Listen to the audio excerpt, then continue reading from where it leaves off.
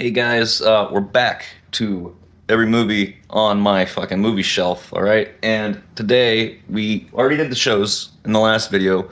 Now today we're doing the movies that I own that are franchises and that have franchise collections, or I had just happen to have all the movies kind of together. So let's get into it. All right, we're gonna start off strong here with one of my favorite franchises out there. I have fun with all of these movies, and we're talking about the Alien franchise. And yes, I am talking about also, it's not included in this, but I still own them, Prometheus and Alien Covenant. Sorry, I couldn't remember.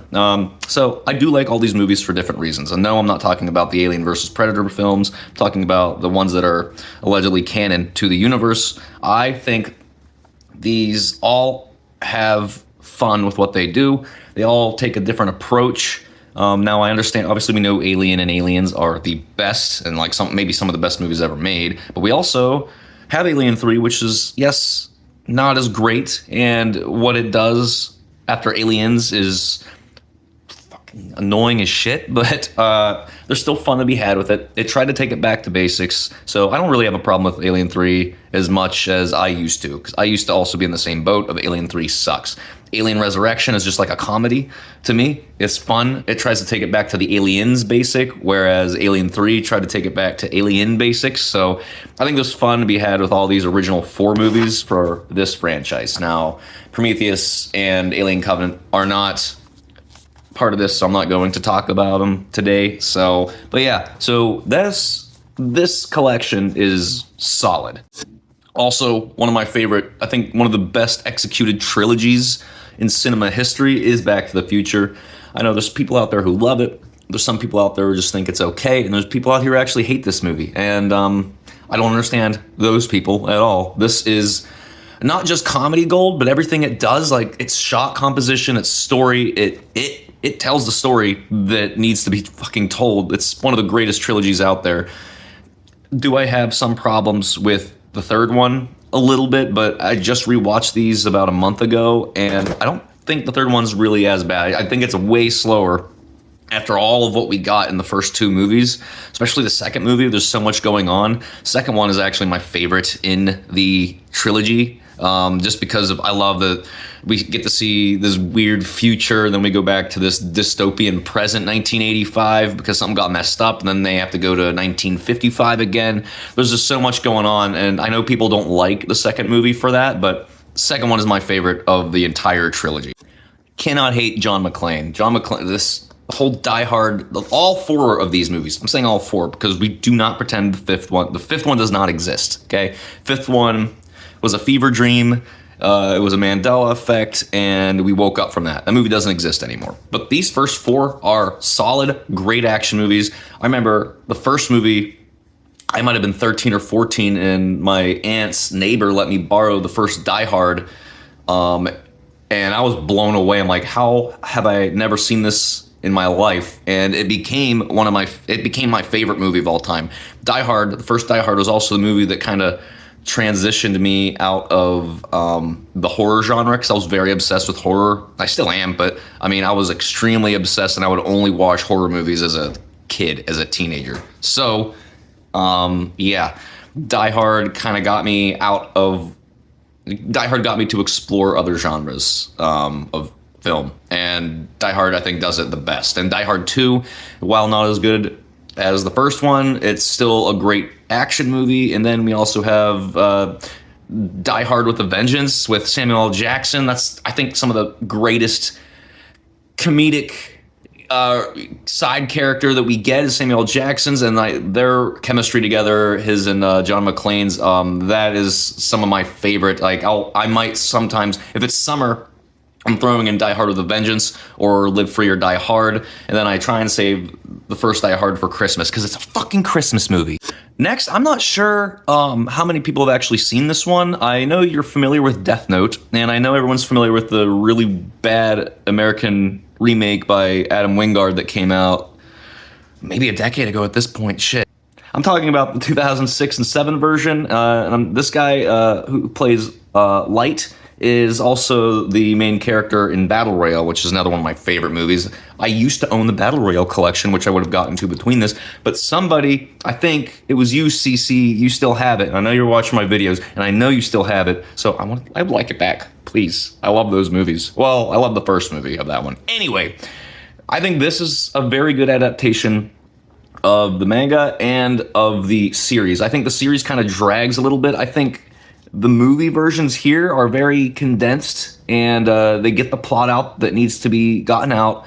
So I think these two movies, this double feature, does a great job. It has great soundtrack. We got Red Hot Chili Peppers, especially the opening to the second movie, because the second movie is obviously just a straight up continuation of where the first one left off. So the second one is, it's great. So this is, I think, no one really talks about this movie. I've never seen people talk about this version or this adaptation of Death Note, but it is worth checking out if you are okay with subtitles. Do not watch the dubbed version because the voice acting's not that great. Okay, so now we have The Godfather, which I love the first two, and I have the same opinions as pretty much everybody else. Godfather 3 shouldn't have ever been made. I don't know what Francis Ford Coppola was thinking. And then whenever I saw, what's it called, Megalopolis or whatever the fuck the movie was called, I was like, this guy lost it, I think, after Godfather. No, he made a couple good movies after Godfather Part 2. Like, he did The Outsiders, but these first two movies, solid. Better than solid. I mean, like, the first two movies are some of the greatest films of all time. I love the first two. I know people say they're long, but I could sit and watch most mafia films, I don't know, several times a year, which I've done, which I'm probably going to end up doing again. And I got to start with The Sopranos, which I talked about in my previous video to this. But yeah, the first two Godfathers, great. Third one, get out. All right, Michael Myers, the man. Ironically, as great of a guy as he is, and how much appreciation I have for John Carpenter, also my favorite director of all time. Not all these movies hit, and everybody knows this. And I'll do a ranking on these if I haven't already. I don't think I have, but Halloween 3 Season of the Witch is where it's at. Michael, you can do the same thing in every single movie that you do, and I will go and watch it. You got my ticket. You got my seat at the theaters. Yes, 100%. But the black sheep of this is Halloween 3 Season of the Witch, and you guys saw my Halloween video. I did a whole review on Halloween 3 Season of the Witch on Halloween of 2024.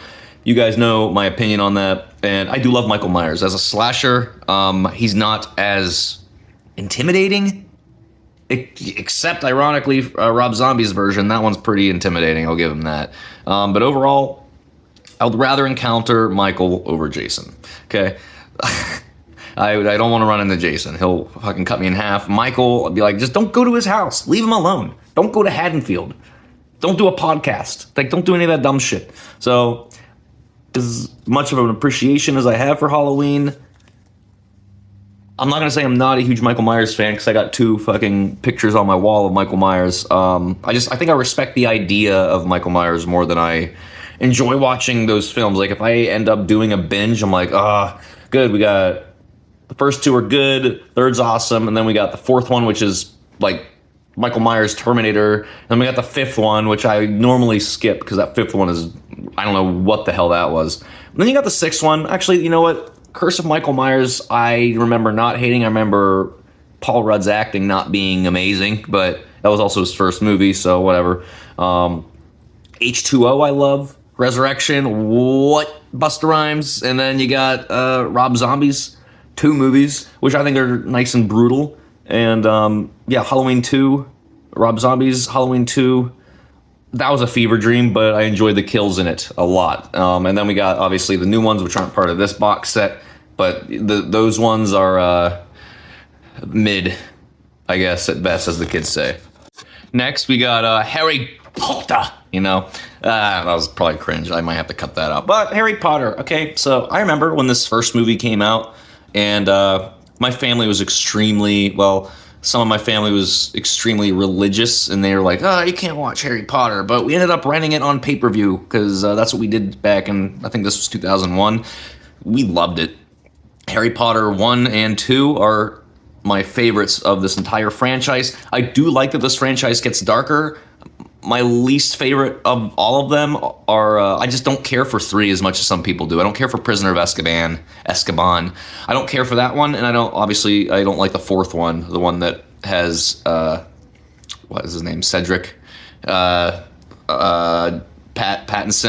I love Pattinson though. He's been doing some great movies lately. So it's not his acting or anything. It's just like the movie itself just feels very empty. But I do like how these movies get darker, and then by the end, it's all wrapped up.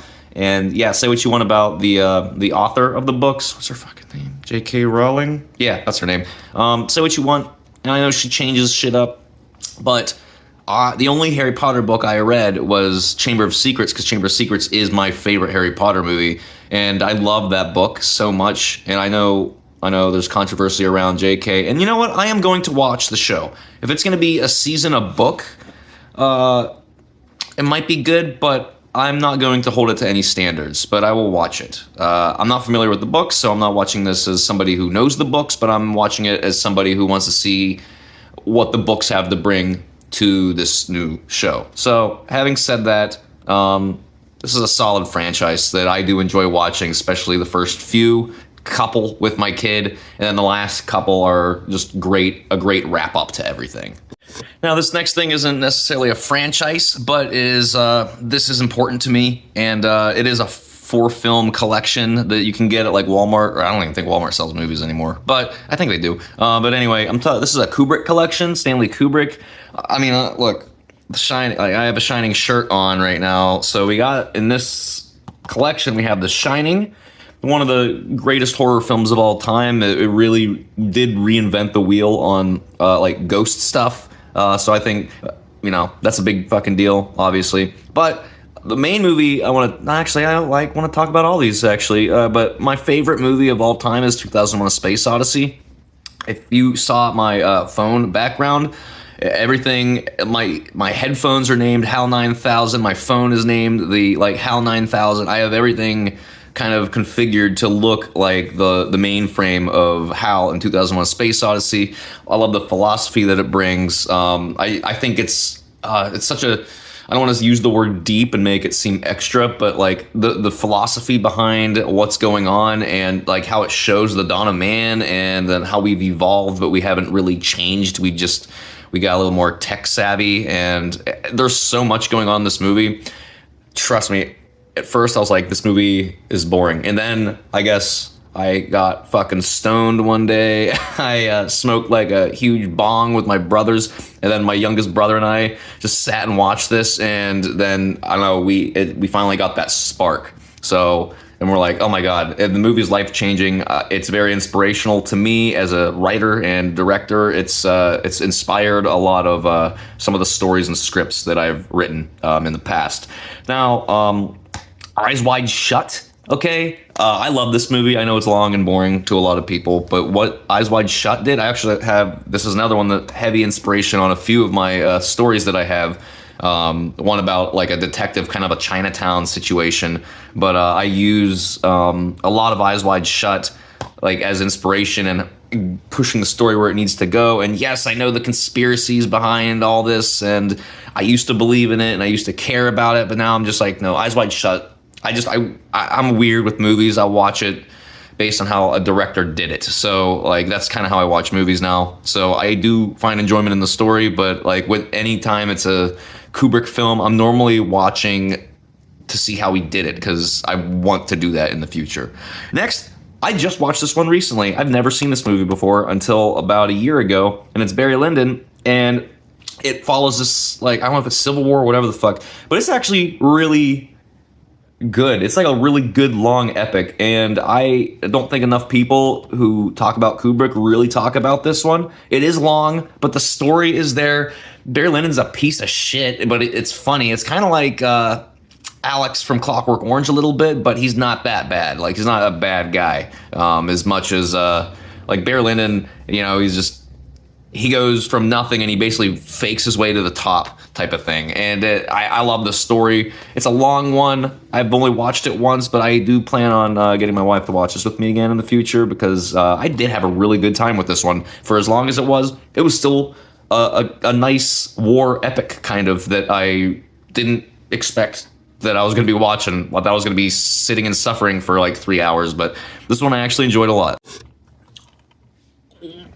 What do I need to even say about this that hasn't been said? This, I kind of take Back to the Future being the best trilogy. This is the best trilogy. Back to the Future is a close second. But yeah, what I don't even think this needs any explanation on my love for it. Huge fan of these movies. Love Peter Jackson. Love what he did with it. I've loved Peter Jackson since the first movie I saw of his. Before I even saw Lord of the Rings, I saw The Frighteners, which is the movie he did before this.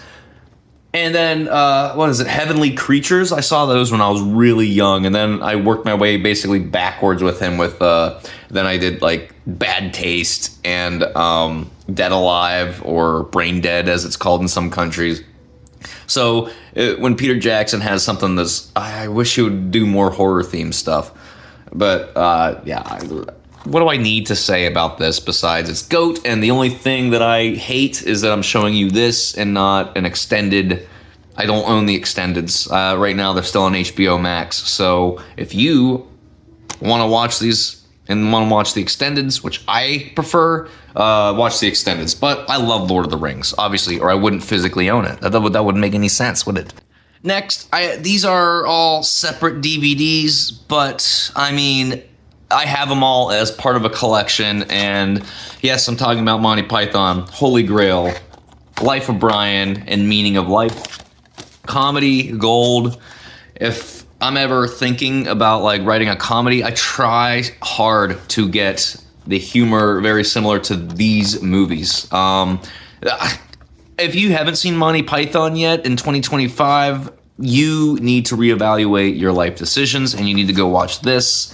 And it's just, look, I did YouTube back in the day, okay? And we made everything that we made with like zero budget, and that's like, and I didn't even watch this yet whenever I was doing this shit in 2007. Man, this is the funniest, like, let's just improvise everything. The humor is there. It's British humor, so if that's not your cup of tea, then go see Basil Fawlty, which I talked about last week, obviously, or last time with Fawlty Towers. But yeah, these three movies are hilarious. This is like a King Arthur going to find the Holy Grail situation. Life of Brian is basically this dude Brian is living in a like parallel with Jesus back during the day, so everyone's getting Brian and Jesus confused. It's hilarious. And this is more of like a kind of sketch comedy where there's like a bunch of sketches going on in it, and they're all trying to like they try to get to the meaning of life, or it's just things that like kind of would bring up the meaning of life, but the way it's Monty Python, so you know how they do things. But yeah, these three movies, I think my wife and I watch at least Holy Grail maybe twice a year, but we try and watch all of them at least once a year, because that's like the center of comedy, in my opinion. So next we got Nightmare on Elm Street, and this is probably like the creativity of this slasher is where I really like these movies a lot. Even the bad ones, they're still fun to be had because I like seeing Freddy do his dream stuff. Obviously, the first one's GOAT. We love it. Second one, I don't normally just put in, because the way I like to watch these, like if I'm feeling Freddy Krueger, I go Nightmare on Elm Street, and then obviously Dream Warriors, and then I go to Wes Craven's New Nightmare, the seventh one, and I see that as a full trilogy of movies, and so I never really get to really go into the other ones as much. But whenever I'm bored and I'm like, throw this random one in, I still have a great time with it every time. And no, we don't talk about the remake, which is not part of this collection, but Freddy vs. Jason's part of this collection, and that movie's awesome. I just watched that on Friday the 13th. Boy. Phantasm. Another, look, this has a fan base, okay? And this franchise isn't for everyone. It's extremely confusing as fuck, even for fans. But I love all of these movies. Actually, shit. I've never seen Phantasm 5, and it's on this collection. So I don't know what I'm talking about. I don't even know how to describe this movie. I don't know how to describe any of these movies. Like, yeah, trust me, it's like, but the first Phantasm from '79, the way it's made so cheap, but like as a like independent filmmaker, low budget filmmaker, it's really fun to watch, and it has a really good commentary. Like, he threw rocks in the wind machine. They're just talking about like the boy in here, and like the whole group of characters, and you got Reggie, and like who's one of my favorites too. I love the two brothers, and I love Reggie. Like it's such a weird kind of end of the world invasion. That's pretty much all I can really say about this franchise without spoiling it for those who haven't seen it. And I recommend at least watching it because there's fun to be had, especially if you're a filmmaker and you watch like making ofs and stuff. I love these movies though. Like very, very, very. I don't want to say underrated because this has a fan base, but I don't think enough people know about Phantasm. Another just great franchise that's only disappointed me with maybe one or two movies is Scream. Okay, Ghostface is one of the best. It's another Wes Craven.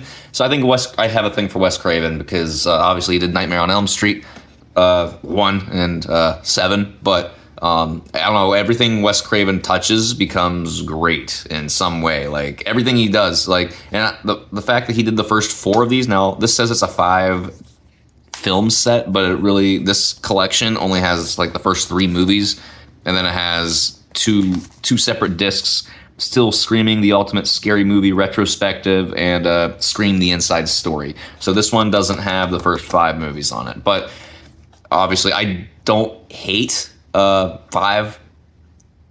That's about it. I don't hate it. But 6, I don't know what the fuck they were doing. That had potential, and they screwed it up. I don't know how. I don't like the 6th one. That's my least favorite one. And you know what? I think Scream 3 is a little bit underrated. Yeah, it doesn't take itself nearly as serious, but that's because of the whole Columbine thing that happened, so they kind of had to change stuff up, make it a little sillier of a movie, which I still like the crossover with the View Askew universe, and we get Jay and Silent Bob in a quick cameo in this. Like, what the fuck, where'd that come from? There's fun to be had in this entire franchise, even the bad ones. Like, the kills are there. The whole obviously, it's all about who the killer is. Like, and I think that's always fun to try and figure out when you're watching it for the first time. But nothing beats the first one. I do like the second one a lot, but I love the 4th one as well. So yeah, there's fun to be had in all these movies. I don't hate it. Now, I'm only quickly going to talk about Shrek because I actually haven't seen all of these movies. It's more for the kid. Now, obviously, I grew up with Shrek, and I don't remember a whole lot of Shrek 2. I remember a little bit of it, but I don't ever remember seeing the 3rd one at all. And I didn't even know there was a 4th one, but I know about Puss in Boots. I've just never seen it. And there's Shrek the Musical on this collection, which I'm not going to waste my time with. And there's 10 shorts, and there's also 5 TV episodes, which I haven't seen. So, but I'm going to say, love Shrek. First movie is great. It's one of my favorite cartoons of all time. In fact, when we first moved into this house, this was like our celebratory movie. We watched the first Shrek the very first night we came here. I set up the TV. That was the first thing we sat and watched as a family. So I have a huge appreciation for Shrek 1. You don't own a franchise if you don't own Sam Raimi's Spider-Man movies, which I got them all. I don't know if I don't have Spider-Man 2.1 or whatever the fuck it's called. I wish I did, but I don't. So, but I got the original trilogy, and as you guys know, I'm a huge fan of Evil Dead. So, yes, I'm biased, and I think Tobey Maguire is the best Spider-Man, okay? And all these movies are great. Even the 3rd one, which people don't like. I think all these movies are fantastic. I watch these probably once a year, and I have no shame. So, yep, let's kick it off with Star Wars. Now, this specifically is the prequel trilogy. The original trilogy is actually in my bedroom, and I'm not going to get that, so I'm just going to talk about the prequel trilogy first, and then the other one. So, I actually prefer this one. Hate to say it. I like the politics that they throw in here. I like that we get to see Anakin turn into who he is. I think there's a lot of fun to be had with the last two, especially. I think the third one is my favorite. The first one, like the Phantom Menace, I love for Duel of the Fates song and that whole fight, but I also can't get around of how cartoonish it is. So yeah, I have a problem with that. I'm not a huge Star Wars fan. I'm a bigger fan of Indiana Jones. I prefer Indiana Jones over Star Wars, but only the first three Indiana Jones. And if I'm in the mood for it, I'll watch Kingdom of the Crystal Skulls. But yeah, so I like the prequel trilogy more than the original trilogy. They're still fun to be had. It's just like last time my wife and I watched these, which was a few months ago, we watched them in numerical order. So we went 1 through 3, and then we go watch episode 4, New Hope. And it's like, whoa, like the technology is like shit. So maybe not watch it in that order. Maybe you should always watch it 4, 5, 6, 1, 2, 3. I thought it'd be fun to watch it in normal order. And there was fun to be had with New Hope. I thought you catch more references that way for the old movies. So yeah, it's a solid 6 movies. I don't always watch this every year, especially not normally on May the 4th. I did this year. We did the whole thing for the whole May 4th, 5th, and 6th stuff. But yeah, these are good. I totally understand why there's a huge appreciation and fan base for it. It's just not for me. Sorry. And lastly, I'm going to talk about Wishmaster Collection. Unfortunately, I have to talk about all of them, but the first one is the best one. Second one, there's some fun with it, but the second one's not even great, and they just get really bad after the first movie. But the first Wishmaster is like the Expendables of horror. You have all these horror icons. You have Tony Todd. You have Kane Hodder. You have Reggie from fucking Phantasm. There's a lot of characters in this that are like horror icons, and yeah, the first movie delivers. The rest are they're all straight to TV. So after the first one, so that's pretty much where we go from there. They get really bad though after the first one. First one, I recommend everybody seeing at least once. The first Wishmaster movie is so 90s and so good, and like the Djinn is like I love the Djinn. The concept of him, the what he does to people. It's some of the most brutal, fun like makeup effects that you'll see when it comes to like people getting injured or killed or whatever the fucking case is. Wishmaster, the first one, is one of my favorite horror movies of all time because it's just so fun and it doesn't really take itself serious, and it was definitely a 90s movie. So yeah, that is all the franchises I have up here. Next, it'll be a shorter video for sure because I'm just gonna do my steelbooks. I might do like my collector's editions. I might be able to do that all in one video. I think I can actually. Yeah, so I'll do all the collectors because I have steelbook, Criterion collection, and then I have my Arrow videos, and then I have my Scream Factories, and then I just have like big editions of other movies, like special editions of shit. So that might all be one video actually. But yeah, let me know if you want to even see it, because if not, I'm not going to waste my time with it. But I'm sure horror movie fans and just movie fans in general are going to enjoy this video and my thoughts, hopefully. That's my opinion on these. But anyway, I'm done rambling. I got to edit this now because I got to try and make it short enough for TikTok. So see ya, bye.